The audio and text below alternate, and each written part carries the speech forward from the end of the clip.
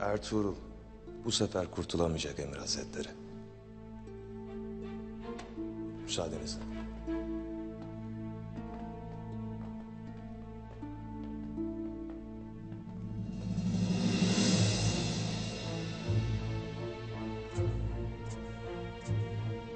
Madem eceline susadın, madem kendi isteğinle obandan ayrıldın,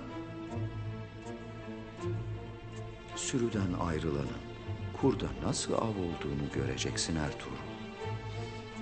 Göreceksin.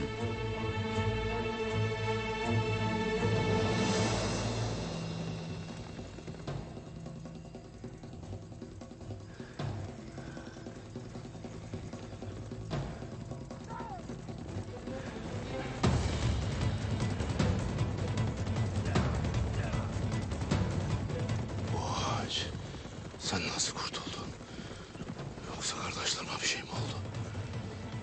Yine ne haltlar karıştırırsın Saadettin köpek?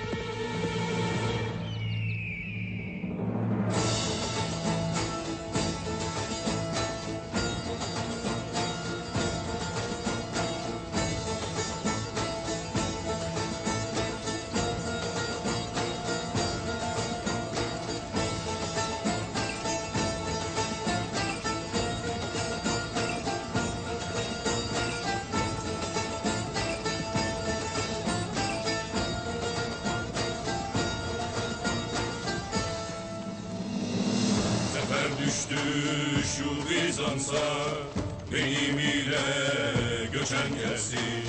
İnmesin namert meydana, candan serden geçen gelsin. İnmesin namert meydana, candan serden geçen gelsin.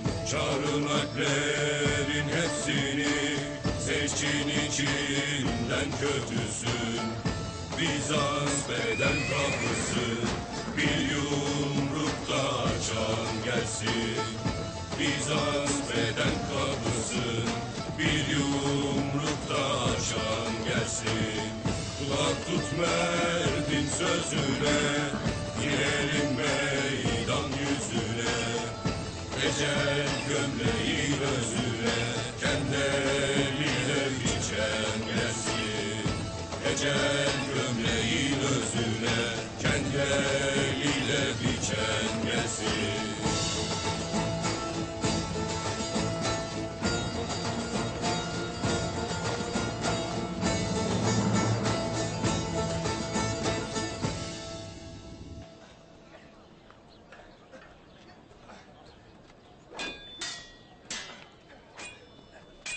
Bizi Alp olmayı Ertuğrul Bey öğretti. Ertuğrul Bey Alp'liğin sadece bilekli değil, gönüllü olduğunu, akıllı olduğunu öğretti hepimize. Biz de onunla gitmeliydik. Ertuğrul Bey'i yalnız kovmamalıydık. Doğru dersin kardeş. Gayrı çok geç.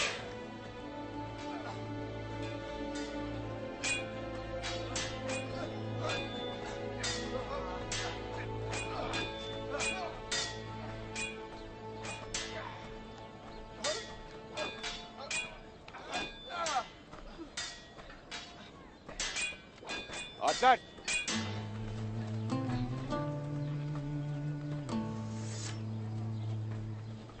Ertuğrul Bey gibi büyük bir Alp'in ayrılmış olması hepimizi üzmüştür.